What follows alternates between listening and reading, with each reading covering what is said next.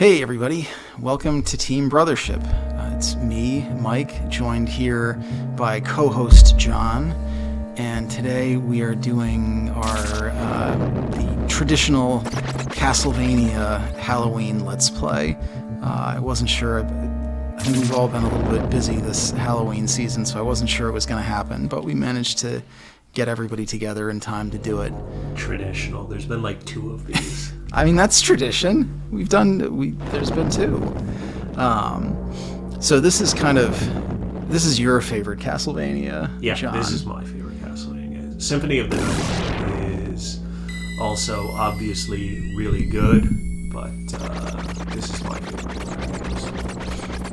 Yeah, this is a pretty cool little intro. We were talking about whether to keep the intro in or not, but I mean, it's kind of answered our question for us. You played this when you were a kid, right? You had it for the Super Nintendo. Yeah. This one's a bit of an outlier as far as Castlevania games go, in that it's got the multi-directional whip. It's got the limp whip that you can thrash around. Time to be blocked by YouTube.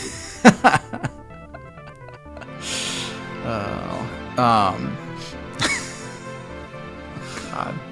You limp whipped so and so. That's what YouTube's gonna result in. All their censoring policies. It's just gonna result in us all resorting to like obscure 50s or 20s style slang again, bringing back just these real esoteric insults. I mean, it's already happening.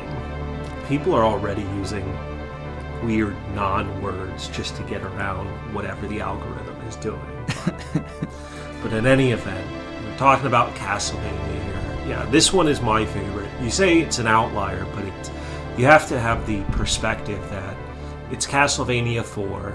So 1, 2, and 3, excluding, it was on Japanese consoles, etc., all had a particular style that was, I think, influenced by the limitations of the NES. Yeah. So this one is very much an evolution as to where those games were coming from, and Castlevania could have continued in the style of Castlevania 4, but they just decided to make additional changes, in addition to removing some things like the 8 directions for the whip going forward, for whatever reason. Yeah.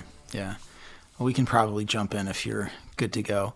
Yeah, it's an interesting game. I mean, there's kind of... Oh, that's right. I totally forgot. You have to, put your name in.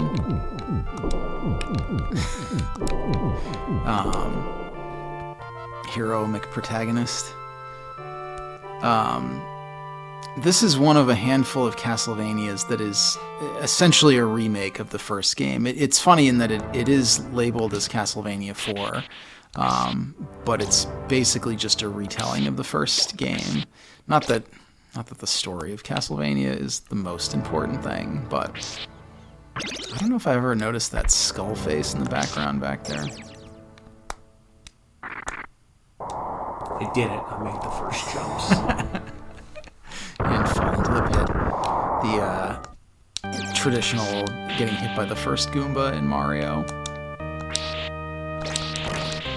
There it is. You can whip up. In all the other games, when you press up and attack, that's how you throw your sub-weapon. Yeah, it really made me mad when I was younger when they took away the sub-weapon button and got rid of that. Yeah. Did you, so the only 2 Castlevanias on the Super Nintendo were this and the sort of janky Dracula X port of, port/remake of Rondo. Did you ever play that on the Super Nintendo? Yeah, I did play Dracula X years later, and it's kind of rough. Yeah. That Dracula is ridiculous. That's what I've heard. I've never made it that far. I've gone through the first couple levels. I definitely have made it up to that Dracula. I don't know if I beat that game. I just gave up. But that Dracula is maybe the worst Dracula out of all the games. That's what I've heard, and that's there's some bad ones. Yeah, it's a little funny too, because this one I think is considered by a lot of folks to be one of the easier Castlevania games. It's not a particularly easy game, but compared to the other Castlevanias, having the multi-directional whip, you've got a fairly lengthy health bar. It's not quite as bad. Yeah, I'm sure I will get into trouble here soon enough, but the game is really not that bad until you get to the end stages, and when you have that part where it's on whatever the floating platform going up as spikes appear from the ceiling. That's pretty bad. That guy always swings so early. He's a zombie. His face is all rotted away. You can't see very well. He's just excited to get into the action. Yeah, he's been stuck there for a long time. He doesn't have a lower torso. This is an interesting one too, in that like the first few levels, you're not even in the castle yet. Like you're outside, just kind of gradually making your way there. Yeah, Simon Belmont didn't even know any of this stuff was happening. He was just going out for a walk. He just kept following the zombies. The one thing that I'll say makes this game a little bit tougher is, yeah, you don't want that. Watch out. Look out. I always hit those on the way down.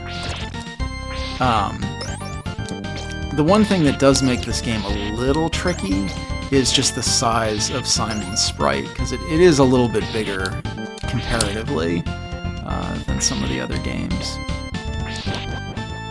I didn't even get a chance to come at you. Good. So there's Jon demonstrating the kind of whip thrashing technique, which is not... I mean, it does so little damage, but Yeah. Yeah. And he's gonna come back when you make your way around again. Oh, no, I guess not. You were just close enough to him that he didn't respawn. Yeah, the limp whip, as you put it, doesn't do very much. I mean, it's really hard to think of a place where it's effective, but I guess it's a neat thing to have. Yeah, it's a useful shield, and I mean, I've noticed you've used it a lot to like get the candles. You can look in the background. There's like weird ghost horses eating things.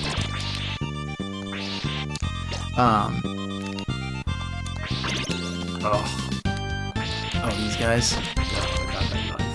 Oh, I didn't even notice. Yeah. That's why I have been trying to not be right in the path of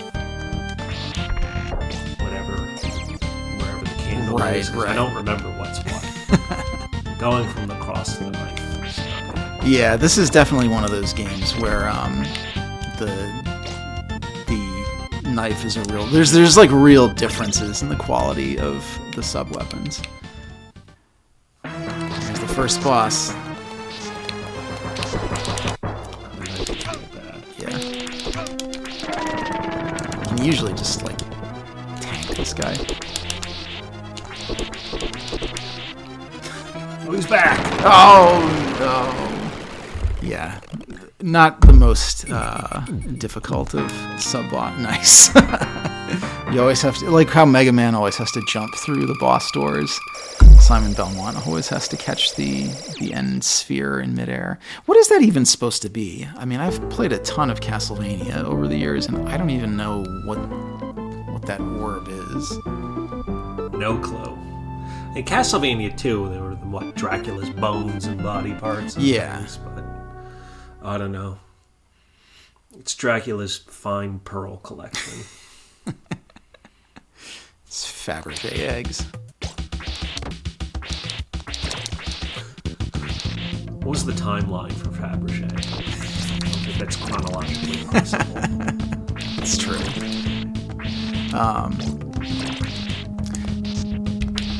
There you go. Slightly better. I think the A little slow down here. well, we're playing this on an original cartridge. We had talked about whether to do that or to use the SNES Mini. Yeah, Mike wanted to know if I wanted to use the cheat machine. I said yes. Now I get here, and it's actually a Super Nintendo where I really have to play the game. I don't think you can really cheat that much with the... I mean, you can use save states, so I guess that's cheating.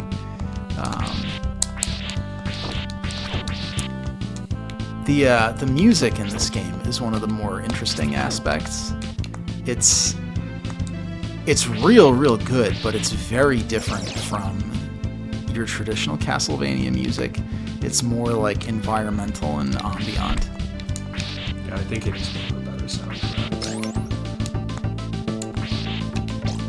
I remember going from the Super Nintendo, that was a little close, going from the NES to the SNES, one of the things that was like really...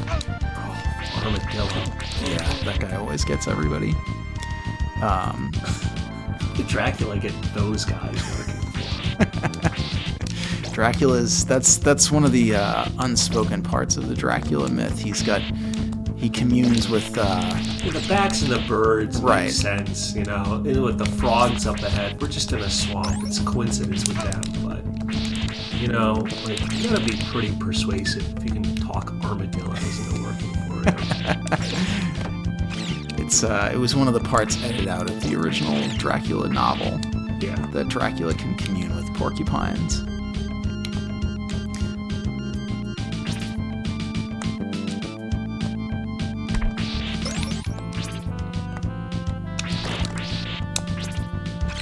Nice. Yeah, the until pretty late in the game, This frog has been chasing he's me. really coming Jeez. after you. He really didn't want to let that go. He had a vendetta. What I was saying, until really late in the game, it's a much bigger threat to get knocked off a platform than it is to actually have your health be worn down. Yep. You got a pretty meaty health bar until enemies really start packing a punch, late in the game. But there's some jumps that are pretty precarious.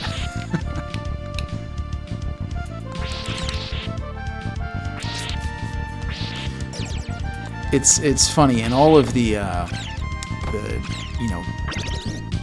RPG style Castlevanias, I'm definitely a real stickler about what sub-weapon I use, but when I play this game or any of the other Castlevanias, I definitely just pick up whatever drops. I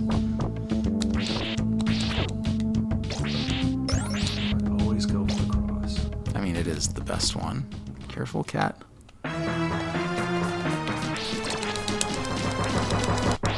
Wow. I guess you were right. This is also weird in that I think this is the only time in Castlevania history where the level boss is like in the middle of the stage.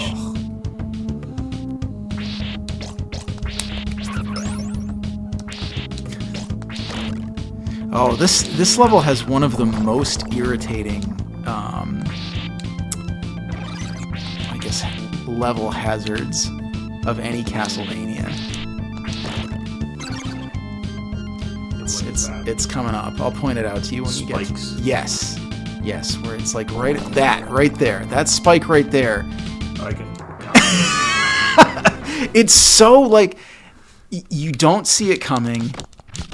It seems like it's just part of the... It seems like it's just part of the background. And we're getting attacked by my cat. He's trying to mess up our recording. And the hitbox on it is real suspect. I jumped too soon there. Yeah. I was hoping the water flow would carry me, but it definitely did not. Yeah, you kind of have to... Is this the one where the water, like, reverses periodically?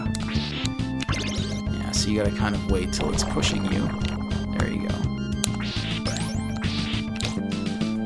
But yeah, there's just the one there right before the level transit. Oh no, I guess there's another one right there.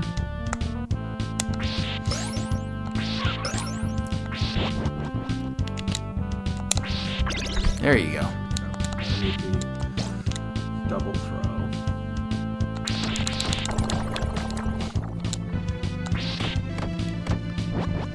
I always kind of liked how those hands like spiral away in flames, like they're a crashing airplane or something.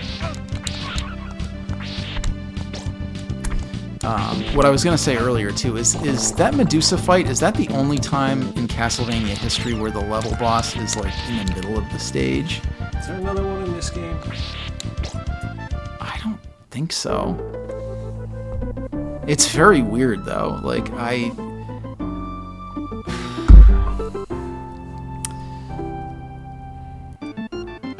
mean, there's certainly not any in Rondo.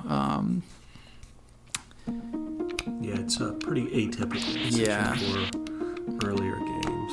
Oh, jeez, press the button and nothing happened. Oh, that's weird. We're using a wireless controller, which occasionally on older systems can be a little suspect. But yeah, if anything bad happens, it's a stupid controller's fault.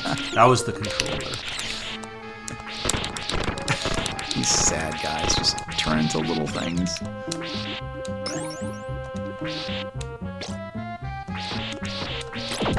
This whole cave has nothing to do with anything. There's a little detour by side. I just totally forgot about Dracula for a few minutes. He's got adult ADD.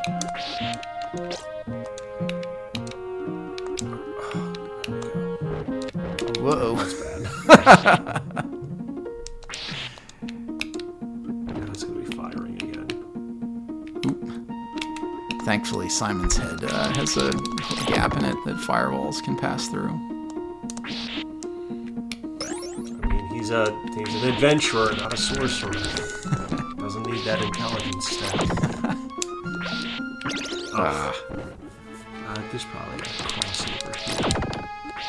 This is that secret passage right there, right? Ooh. Wow. Okay. Oh yeah, there you go.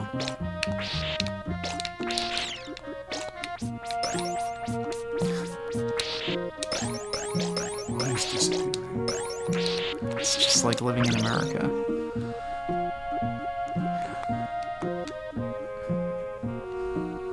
It's cat dinner time, so they've come in to remind us of that.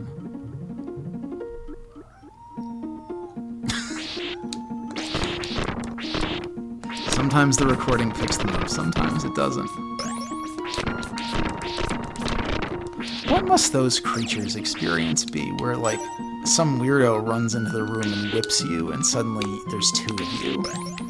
That seems like a real existential crisis. I don't think they have very much going on upstairs. Looks like their heads are made out of mud, so... Ooh. Oh, come on.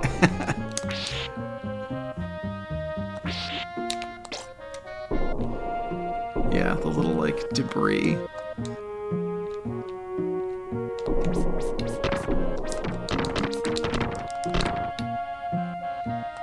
I don't even know if I've ever really paid attention to what the double throw does. Does it just allow you to have two on screen at the same time? It's a double throw and a triple throw. Yeah, okay. This is everybody's favorite part of this level. Yeah, this isn't bad except for where I will invariably get hit up ahead and then just knocked into oblivion. Yeah, the annoying. This is like the Kid Icarus stage where the screen scrolls up, and even if you fall back down to like what should be a platform below you, you still die if you fall off the screen. Thanks, 90s technology. I mean, there were games that didn't do that, so you can't totally blame. This was a decision at some level. Well, this was a release game for the Super Nintendo, correct? It was either a release game or it was very, very early.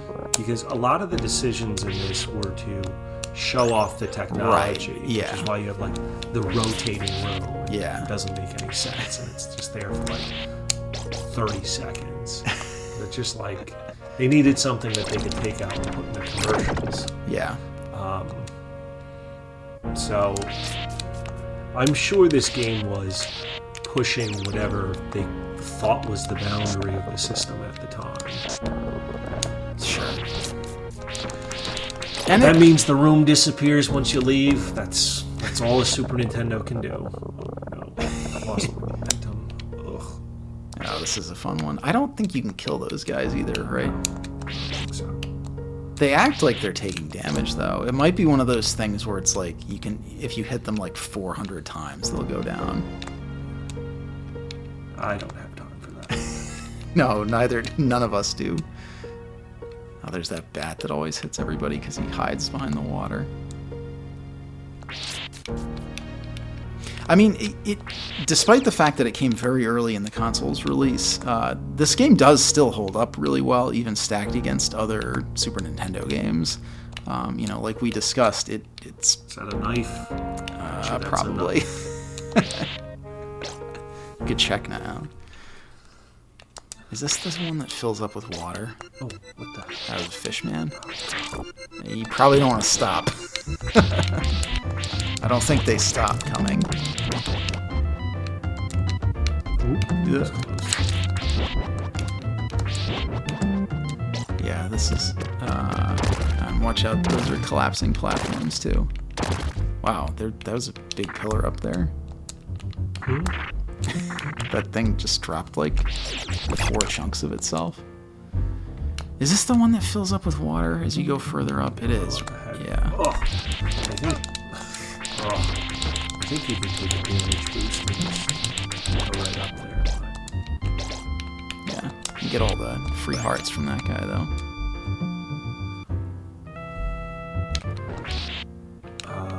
The boss fills up with water where the boss is. Right. It's a useful place for those hearts. Yeah. There it is. It's the trap. Yep. At least in Rondo, they had the courtesy of, like, when you get the knife, it throws like 3 knives. So it's not a total waste. Ooh. Oh.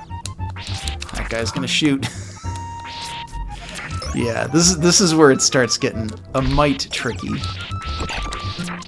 even very far. It's always level 3, man. Comes in 3s, man. Yeah. Take that plant. What are it's like evil shrubbery. Yeah. Those are in every Castlevania, or just about every Castlevania game too. I need that. There we go. Hey! That's good. Alright, now the trick is to just not die for the rest of the playthrough. Come on. There we go. Oh, that's bad.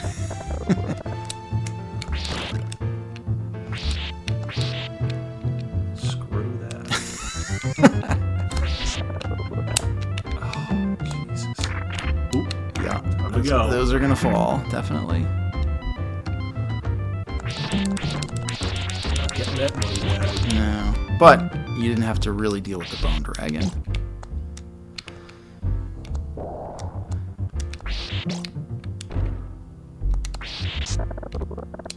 Oh, jeez. I can get that guy from here. No, probably not. But you're behind him, so... Oh, no. I always felt like if you caught your crosses, you should get the heart back. That's not how it works. Oh, bummer. He dropped a ton. Yeah. Well, but you've got almost full hearts anyways. Whoa. Whoa! That's a lot of birds. I didn't remember that. No. Game glitched out. Alright. Doing okay. Still got 80 some odd hearts. That should make the boss relatively, well, a little bit easier. Ooh. Hopefully. Let's see. We shall see. Oh yeah, here you go. Yeah, this boss is not terrible. If he But knocks me back, that's the worst thing he can do. yeah, that's really it. It's less the boss and more the location. I usually just like hang down at the. Oh wow, you smoked him. That's the cross. Yep. Uh-oh. Oh, yeah. That's the worthless dragon head. Not gonna go crazy for that. Yeah. Just pick it up off the ground like a normal person. I would much rather have my hearts for the next level than these stupid points that do nothing. Yeah. Well, the points do give you 1-ups eventually. Oh, maybe you're right. This looks like another... Oh, nope. It's up a tower and then down a tower. Oh, yeah, this place. Ooh. Go down the stairs. Yeah, that is a little annoying that they... Oh. That is a little annoying that they take your hearts away, but there's not usually too much of a shortage in this game of hearts. No. All things considered, like you said earlier, it's one of the easier Castlevanias. We don't jump on those. I'll jump where I please. Can't stop me. I mean, I guess I can't. You've got the controller.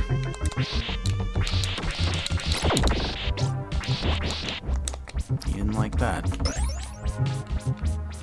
Ugh. Is this the Skullhead boss? Yes. Okay. Another relatively easy one. I don't know how you say his name, but it's licks you up spelled backwards. Really? Yes. That's kind of funny.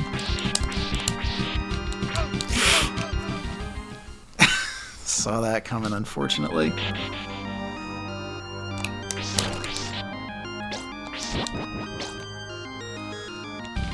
I don't know if everything moves on a set time or a set from where everything spawned.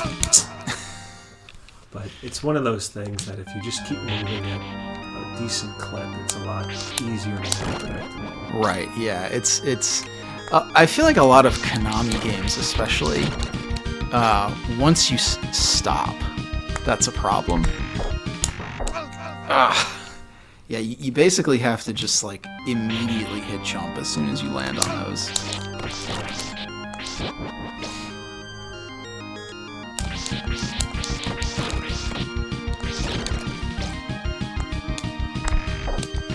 Yeah, that's it.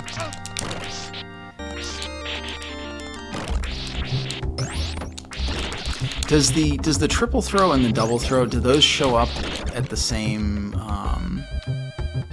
That's going to be a tough one to do. Do those show up at the candles that would drop the whip upgrades? Is that what happens? No, the whip upgrades in the double and triple throw, you have to get a certain number of candles. Okay. So you have to just get a certain number of hearts and money Right. bags and other things before they will spawn. Right, okay.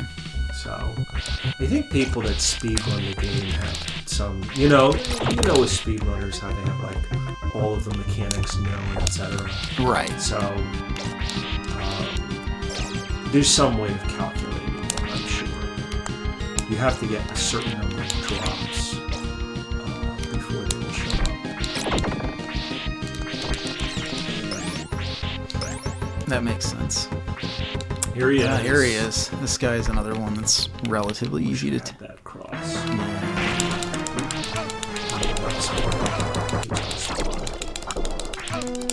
You might want to... Or not. Ooh, that was a squeaker. He even... There, he's a... Oh! Oh, it's this. Yeah, this usually isn't that bad, but with the tiny amount of health that you have, it's not going to be great. No. One Medusa head hit probably. Yeah.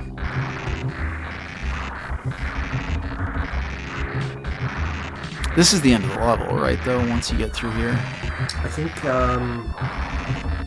you have to go through the other spin room first. I knew that was going to happen. that was bad. That you, like, bounced forward. Ugh. There's no candles.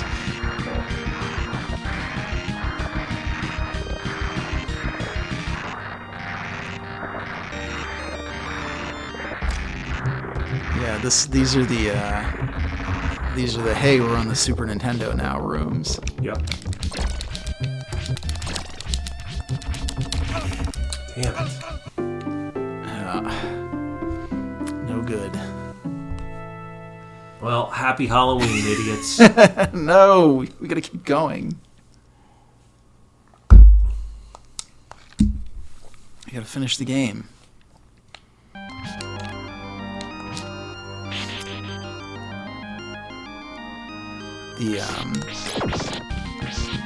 Like I said earlier, it is one of the easier Castlevania games. That does not make it an easy game.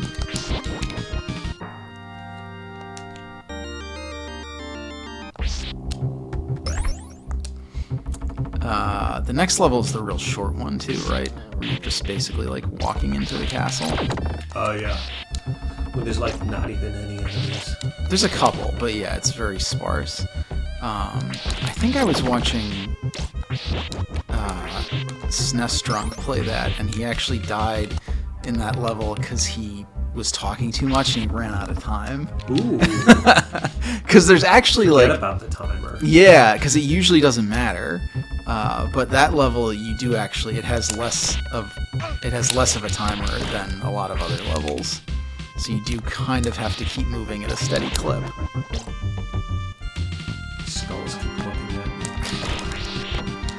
me. They're not really. It's just like the Mona Lisa, where like the design is making you think they're looking at you.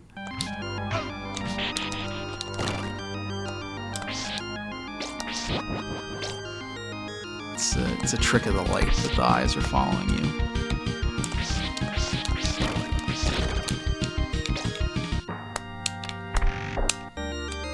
Yeah, there you go.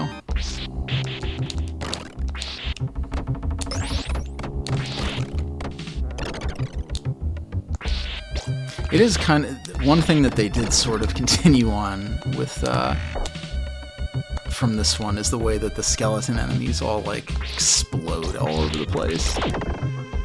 It's not quite as dramatic in later games, but yeah. Wow, it didn't even turn that time.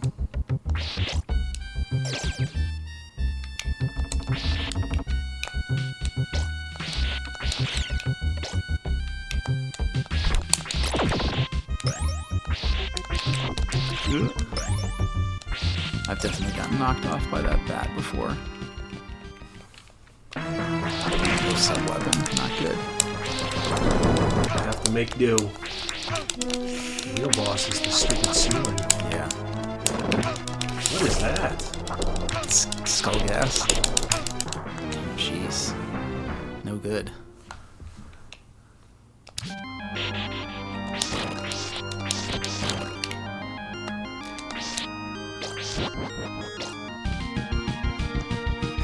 It only gets better from here. There you go. The axe is down there. Yeah, it was down on the floor of the lower level. It's definitely one that is pretty useful, because getting close to that guy is definitely a problem. Like you said, though, the cross would be indispensable in that fight. That's why they screw you with these green platforms first, because they want to reset your loadout, so you can't just roll into that fight with the cross and blaze through everybody. Like I said, when I had the cross and the triple shot, the trick is just not dying now. The rest of the game. It's a lot easier. Yeah. At least it's, I was mentioning that a lot of the Konami games are like that. Yeah, Howard. Whoa! Hey there, buddy. Uh-oh. Jesus. I don't know if you're supposed to use like the limp whip again to like knock the ceiling tiles down, but they come at you fast. I don't know if you'd have enough time to do that.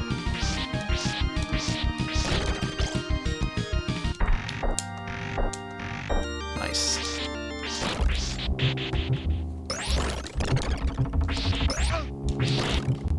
I will say I like how in all of the post Castlevania IV games, I don't think they ever make you go through the like powering up your whip nonsense ever again.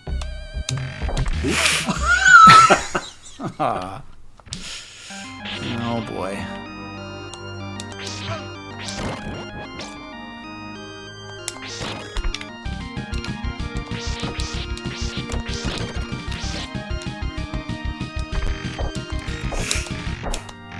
Oh, come on. No. Are we bailing on this one for now? All right, we'll finish this up soon, though. It's not a super long game, so we're gonna take a password though and come back to it. So thanks for joining us. We'll get past this giant leering skull next time, I promise. But until then, I've been Mike. I'm John. And we'll see you real soon, everybody.